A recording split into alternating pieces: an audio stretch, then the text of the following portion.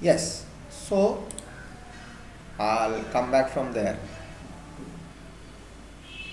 from this part. My toothbrush is a thing that haunts me when I am traveling and makes my life a misery.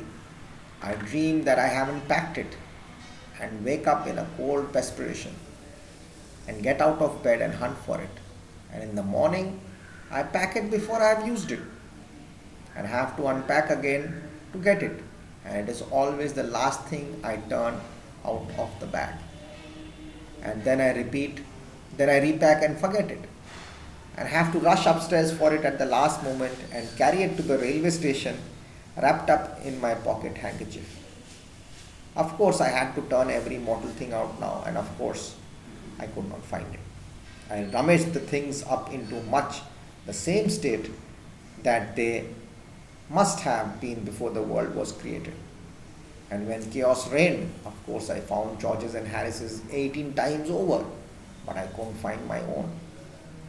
I put the things back one by one and held everything up and shook it.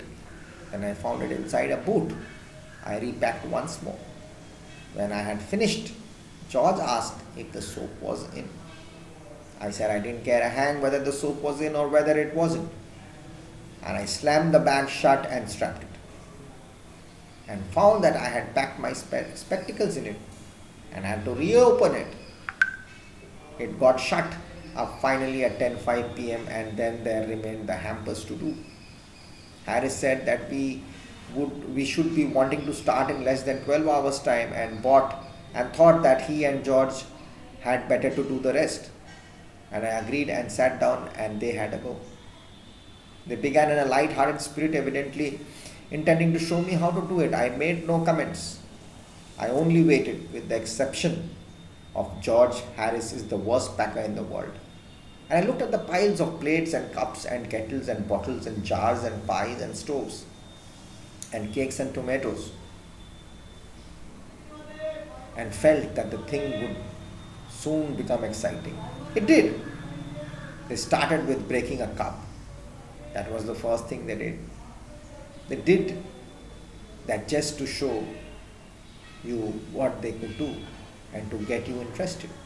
Then Harris packed the strawberry jam on top of the tomato and squashed it. And they had to pick out the tomato with a teaspoon. And then it was George's turn, and he trod on the butter. I didn't say anything, but I came over and sat on the edge of the table and watched them. It irritated them more than anything I could have said. I felt that. It made them nervous and excited, and they stopped on things. They stepped on things and put things behind them, and then couldn't find them when they wanted them. And they packed the pies at the bottom and put heavy things on the top and smashed the pies in. They upset salt over everything. And as for the butter, I never saw two men do more than 1 and 2 pence worth of a butter in my whole life than they did. After George had got it off his slipper, they tried to put it in the kettle. It wouldn't go in. And what was in wouldn't come out. They did scrape it out last and put it down on a chair, and Harris sat on it and it stuck to him. And they went looking for it all over the room. I will take my oath. I put it down on that chair, said George, staring at the empty seat. I saw you do it myself not a minute ago, said Harris. Then they started round the room again looking for it. And then they met again in the center and stared at one another. Most extraordinary thing I've ever heard of, said George. So mysterious, said Harris. When George got round at the back of Harris and saw it. Where? Why? Here it is all the time, he exclaimed indignantly. Where? Cries Harris, spinning around. Stand still, you can't you? Roared George, flying after him. And they got it off and packed it in the teapot.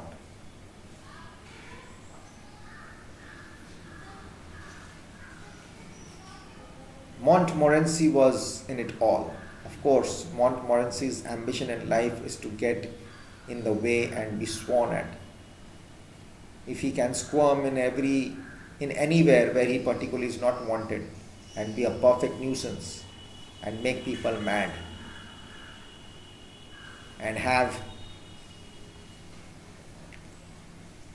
things thrown at his head, then he feels his day has not been wasted. To get something to stumble over and curse him steadily for an hour is his highest aim and object. And when he has succeeded in accomplishing this, his conceit becomes quite unbearable. He came and sat down on the things just when they were wanted to be packed, and he labored under the fixed belief that whenever Harris and George reached out their hand for anything, it was his cold, damp nose that they wanted. He put his leg into the jam and he worried the teaspoons, and he pretended that the lemons were rats and got into the hamper and killed three of them before Harris could land him with a frying pan. Harris said I encouraged him. I didn't encourage him. A dog like that doesn't want an encouragement. It's natural. Original sin that is born in him that makes him do things like that. The packing was done at 12:50 and Harris sat on the big hamper and said he hoped nothing would be found broken. George said that if anything was broken, it was broken, which reflection seemed to comfort him. He also said he was ready for bed. We were all ready for bed. Harris was to sleep with us that night and we went upstairs.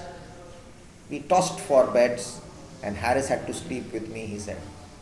Do you prefer the inside or the outside? J. Jeremy.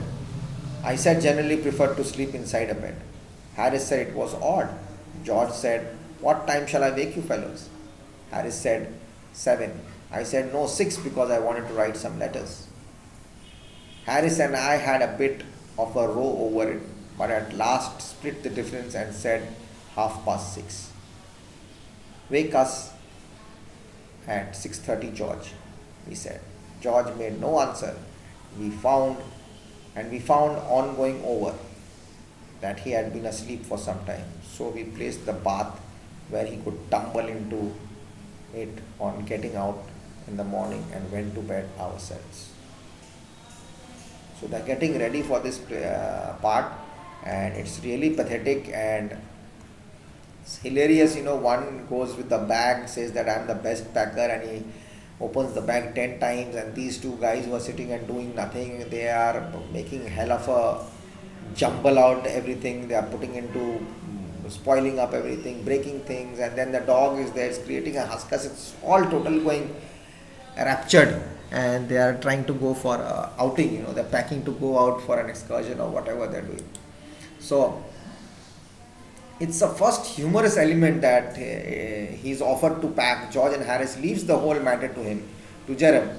Consequently, he has to do the packing through his real intention to boss the job. He wanted to be bossing around, and these guys are going to do the packing, and sit and do it. I'll not care.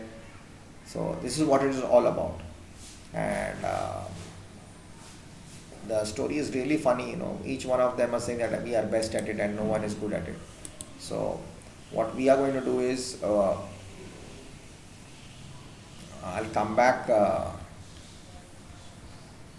in the next class and I'll do the full explanation of the story. Okay, so till then, take care, bye bye, and read, get ready, listen to my video how I read and try to understand what is happening, and then the explanation you can compare it together. It's going to be easy for us. Okay, so till then, God bless, take care, be good, be happy, and God bless.